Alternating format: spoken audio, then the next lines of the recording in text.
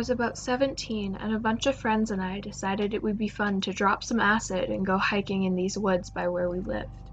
We all knew that there were warthogs in there, as well as the rumor that the family that owned the park let some Florida panthers loose in there. And yet, we still somehow thought this was a good idea. Teenagers are so stupid. It was all good until about after 2 hours of dicking around, we started to hear a lot of noises coming from all around us.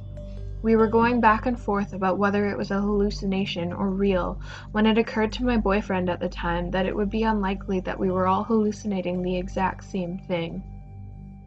Suddenly, a tiny warthog came out of the bush to our right. It was the cutest little thing I'd ever seen.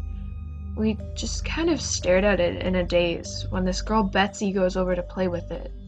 It snapped some of us out of our daze, and we yelled not to, but she didn't listen. When she was about to touch it, it made this crazy sound, and the next thing we knew, it sounded like shit was coming at us from every direction. 8 high schoolers, fucked up on LSD, and the woods were literally coming alive around us. Just imagine the pants-pissing panic of that situation. Mike screams to climb the trees, that we can't outrun warthogs, they're too fast. And for those of you who don't know, really, really mean. Think Pumbaa with Scar's personality. I'm a Brooklyn girl born and raised. I don't know shit about these things, so I listened to someone who does. My ass was up the closest tree faster than I ever thought I could be. A couple of my friends got bit getting up the trees, I think. Remember, LSD. My boyfriend was in the same tree as me, and we were sitting up there watching these huge, ugly things. I swear they were just waiting for one of us to come down. After the first hour, my boyfriend says, "Did you know panthers can climb trees?" No, I did not. After about 15 minutes of that, in my mind, I started seeing things moving in the trees. Holy shit. There's panthers everywhere. All the trees around us were moving, and I could hear noises like hissing, but the warthogs were still on the ground. Now I'm crying and trying to hold my breath so I don't get noticed by the animals on the ground that want to eat me and the animals in the trees that want to eat me. All I kept thinking is that if I was still in Brooklyn, if I had never come down to Florida, this shit wouldn't be happening. I'm going to be eaten by vicious animals that are stalking me silently because my parents wanted to give Florida a try. I was completely convinced I was going to die a horrible death. I don't know how long I sat there with my eyes squeezed shut, afraid to look. Finally, my boyfriend pokes me. I almost fell out of the tree. I forgot he was even there. He says it's safe to get down. I wouldn't. He coaxed me down and I was an absolute mess, shaking and crying and saying I didn't want to get eaten by the panthers. He gave me a weird look, then turned to Mike and said we better get her home. It was at that point I remember that all my other friends were there too. All the movement and noises I heard and saw in the trees around me, it was the rest of my friends hiding just like me. My drug-addled mind forgot they were there. Instead, they became panthers, and I was their prey. I've never felt more horror in my life than thinking I was going to be eaten alive by either a pack of wild hogs or a pack of panthers. PSA kids, don't do drugs and roam the woods. It's not worth the terror and nightmares.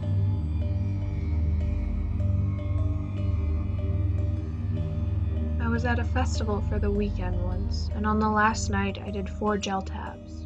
Walked around, crashed people's campsites spouting random gibberish before I would laugh and walk away. Most of my friends crashed early, and I found myself walking by myself to the top of the hill to watch the sunrise. On my way up the hill, I spot a random hippie staring into his campfire as the flame shrinks smaller and smaller until it goes out, and he watched the smoke rise up into the air. He then gets up and begins shouting into the air like he is speaking to God or something. I decide it would be best to fuck with this guy for some reason, so I'm walking around the campsites around him, ducking behind tents and singing and shouting various fucked up noises. May have been 30 minutes, might have been less than 5, not really sure. But after a while, I got tired of fucking with him and decided to go talk to this guy. I walk over and strike up a conversation about the fucked up noises, like I'm concerned about where they are coming from. I then get really jealous because I notice how much more fucked up he is than me and ask him what he's on and if I can get some. He nods in agreement and tells me he has a couple sheets of dose. Great, hook it up, sir, I say, and we proceed towards his tent. He comes out of his tent several minutes later to reveal about a half a sheet of dose. The paper looked like the sunshine acid in Fear and Loathing, so I got real excited and told him I would like one hit and then put my hand out. He then proceeds to attempt to cut a sliver, roughly a sixth of the size of an actual hit of dose, which is ridiculously small to begin with. I'm watching skeptically as he tries to cut it without success. He then gets frustrated and just starts cutting away slices of the corners, thus filling my entire palm with triangular hits of dose. It was like watching a young child cutting construction paper just for the sake of cutting something. I was completely shocked and confused, and still tripping balls from my previous dosage anyways. I decide that I am only going to offer to pay him for one hit because that's all I asked for. So I pull out a 20 and ask him for change. He pulls out a 20 from his wad and attempts to exchange. To this I say no, I just need 10 back because I am paying you for the hit. He then puts the wad back in his pocket, looks at me, and smiles and says, "Nope, just paying you what I owe you." Even more shocked, I say okay and proceed to shove the entire handful into my mouth. Instant regret. I immediately realized what I had done, but didn't bother to even spit the acid out because I was aware, but not thinking logically at this point. I began walking around and trying to keep my wits about me and just not go insane. During my walk, I met some kids that seemed pretty cool. They had all sorts of props and raver toys and shit, so I hung with them for a while. After hanging out for a while, I invite them to come up to my campsite because I wanted to check if any of my friends were still around or if they had all gone home. During my walk, I lost these kids because they decided to lie down in the field and pass out for a few. Hours later, I return to my campsite again, and a friend of mine is sitting there slightly horrified, telling me that some kid came looking for me with a hatchet, obviously didn't find me, and then proceeded to demolish this metal chair that was by my campsite. I look over to the chair, and it is pretty well hacked up. Moments later, my friend then says, "Here he comes." This kid comes driving like a maniac, narrowly missing other people's tents as he comes barreling over towards my campsite. He steps out with a hatchet and tells me that he knows that I ran his pockets and stole all of his pills. Surprisingly calm, I tell this kid that I didn't trip him off, and that I wouldn't even do such a thing. He paces around for a while, calms down, and pleads with me for his stuff back. I reiterate what I already told him, and we just stood there in a very tense, awkward stalemate. Then his buddy takes a sip of his soda and screams in pain. A bee was inside his soda and stung his lips as he took a sip. Also, this kid is allergic to bees and doesn't have an EpiPen. All attention shifts towards the now immediate medical emergency, and we rush to get security to bring this kid to a hospital. Everyone that was with the kid takes off, and I am left standing with my friend in disbelief as to what the fuck just happened here.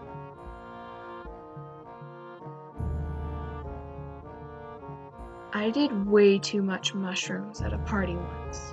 Blacked out, started coming to at someone else's house.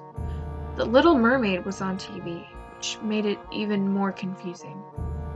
I was having severe auditory hallucinations, most of which boiled down to kill yourself. I finally caved and decided that I probably should kill myself.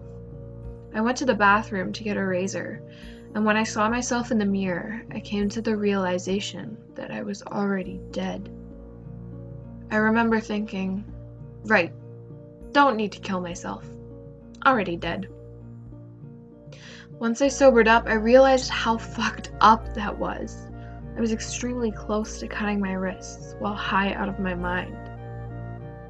With that said, that was the only bad trip I've ever had.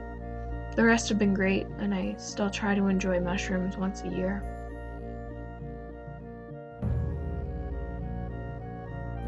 Once on LSD, I was having a particularly rough time after everyone else I was with had gone to sleep. I was basically sitting there in the dark, thinking about all of my character flaws, and all of the bad things I had done to people I cared about. That was shitty enough, but then I started hearing screaming from somewhere outside the dorm room.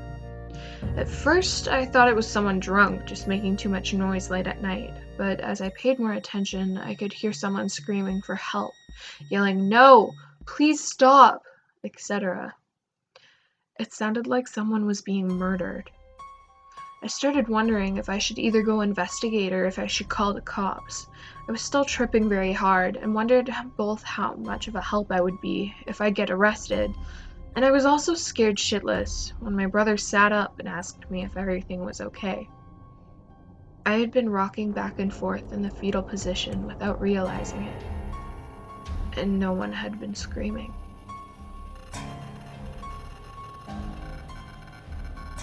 When I was younger, I was a total geek. Not in a cool hipster sort of way. No, I was the geek that people avoided and made fun of.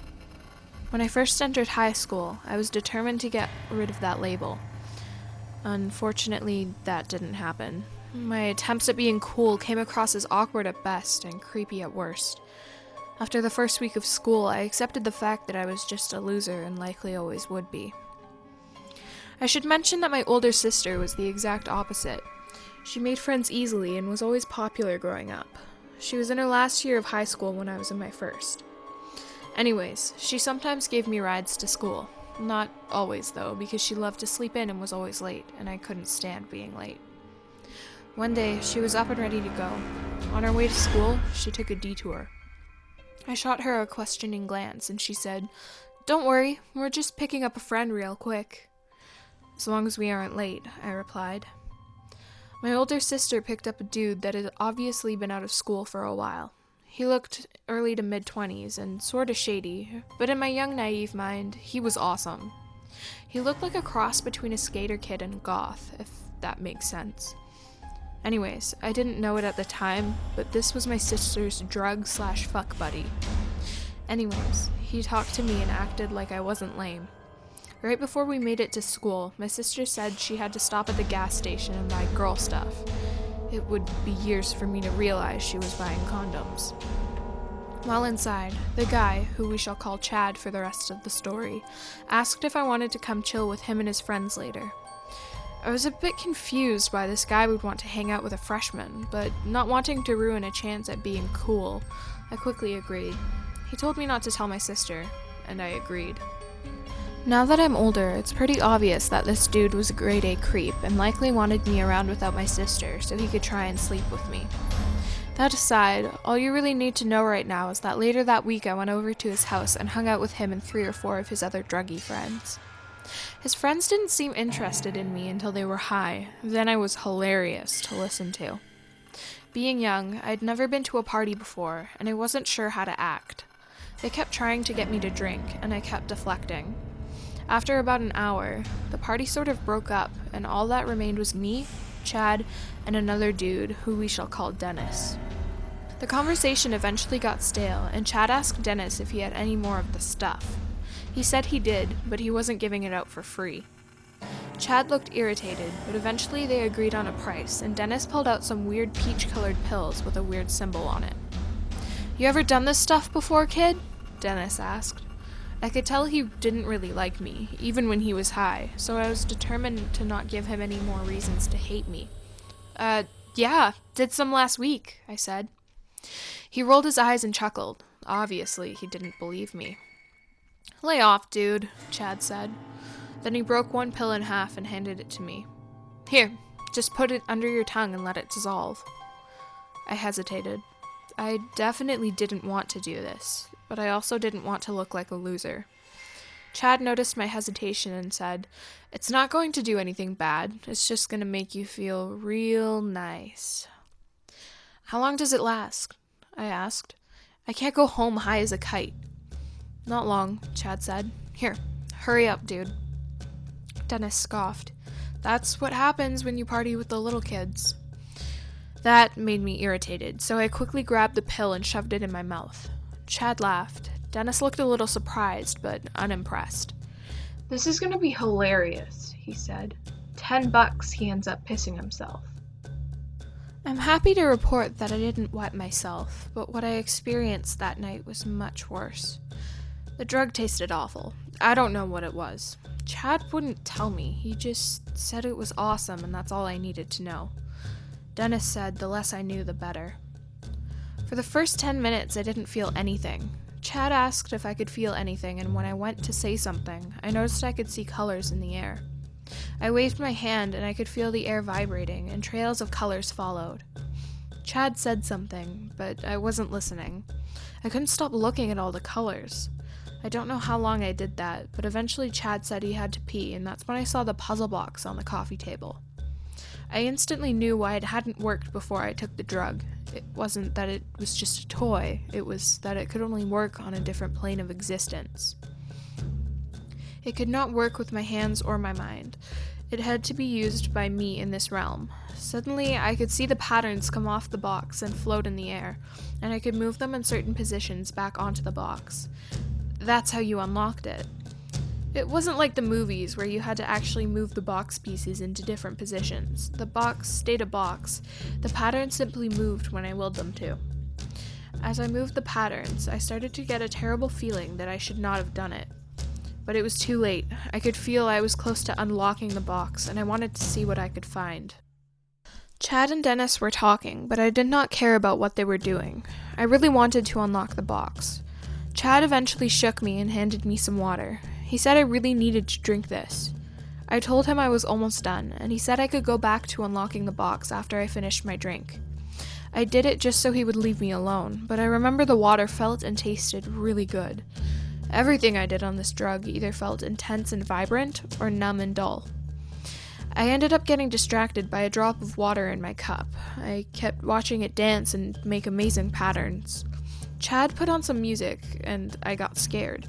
He kept changing the song till he found one that I said felt right. But then Dennis said it felt bad, so Chad turned it off. He then asked if I was going to finish with the box. I told him I was too scared now, and he said if I didn't do it now before the drug wore off, that I wouldn't ever do it again. He said not to be scared, and he would help me if I needed it. I felt like I needed to do this alone, so I told him I didn't need his help. I did not want to unlock this box, but I knew it would be dangerous to leave it unfinished, so I decided I could at least put it back in the original position and then leave it alone. However, I could not find the original position. Suddenly, I became aware that once you start unlocking the box, you couldn't go back. I was nervous, but Chad and Dennis kept telling me nice things in the background. I guess I was freaking them out. I felt like I was arranging the patterns for a long time. Eventually, I started hearing a voice talking to me. I knew Chad and Dennis couldn't hear her because they didn't unlock the box. They faded in the background as she talked to me. She told me lots of things. One thing she told me was that the box was good and bad, and it depended on the user on what it could do. She said she was neither good nor bad, that she was just my guide. She said I was lucky to find her before I found anyone else. I didn't ask her, but I knew I was talking to God, or at least a godlike being.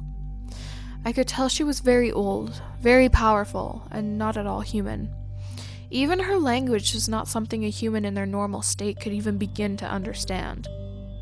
Eventually, I got distracted by Dennis and Chad, and when I came back, she was gone. I could leave the box alone, but I wanted to know more. I was scared the drug would wear off, and somehow I knew if the drug wore off in the middle of unlocking the box, I would die. It made sense at the time. So, I unlocked it again, only I did not know it until I looked at Chad's closet door in the hallway. It was cracked open, and I heard a soft voice calling for me in the darkness. "Tom. Hey, Tom. Come open the door, Tom," the voice said. It sounded like a young boy. Not exactly a little kid, but not a teenager either. He kept calling for me, and I just stared at the door. I telepathically informed him that I wasn't going near the door till he showed himself. He giggled and said I was being silly, but okay, he would come out.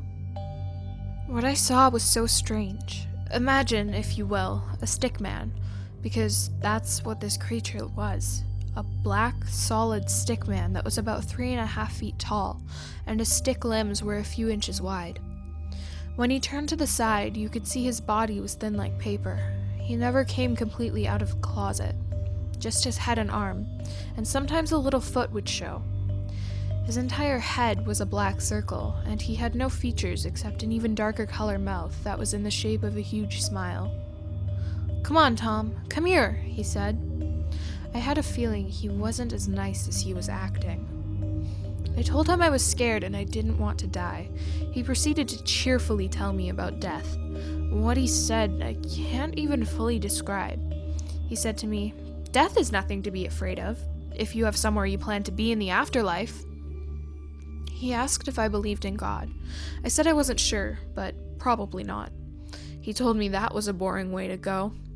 He said in death, time doesn't matter, that time is something humans made up. When people die, 1 second to a human is a lifetime. He then went on to explain that in the last human second, those people would experience their own heaven or hell that would last indefinitely. He could sense I was confused, and he informed me that even right now, time was an illusion. He said he could prove it because I felt like I was talking to him for a long time, but really, he said, it had only been 30 seconds. This, for some reason, freaked me out, and he went on telling me about death. As he talked, his voice slowly got deeper and wetter sounding, and he was starting to drip black liquid all over Chad's floor. "You're dead, you know that?" he said. I was so scared then. I told him I was alive. "No, you're dead. That's the real reason you don't want to play with that box. You knew you'd find me or someone else who would tell you about your little lie." The room was getting dimmer, and the stick man's voice sounded like a grown man's now, and his body was getting quite deformed. "Time has no meaning here. You can make a second last an eternity. You died, and since you don't believe in God, you just created a fake life. This is your 4th life. When are you going to let go and die, Tom?" He was starting to sound really mad. "Open the damn door, Tom," he said. His voice sounded demonic, and he wasn't sticking out of the cracked door anymore. I could still see black liquid quickly seeping all over the floor, and I knew he was in there wanting me to open the door. I knew that if that liquid touched me, or if I opened the door, we would all die. Suddenly I knew he was right. I had died. And in the human world, I had been shot in a war and bled to death. In the human world, my friend was holding on to my hand and crying because I was gone, when really I was making the last second of my death last over 200 years. I realized all this, all while the demon in the closet whispered, "Come here, Tom." I would find out later from Chad that I had stared at the closet door with tears down my cheeks, not saying anything, for a majority of the trip. Before the demon went away, he told me that even if I lock the box, he'll always be in my closet waiting for me to go home. It was then when I realized the water I drank was actually poisoned by the demon, and now he would always know where I was at. He told me he had to go, and he laughed and said that he was going to get me when I least expected him. I threw the box at the door and felt him go away. Chad was suddenly behind me, telling me to breathe and drink some water. I heard Dennis's thoughts and got pissed when I heard him thinking that I was a coward. That's when I realized that since I was really dead and this life was fake, that meant Chad and Dennis were fake, and I created them, and Dennis's thoughts were really my own. I felt myself crying, and Chad and Dennis kept trying to get me to calm down, but I knew the truth, so it was no use.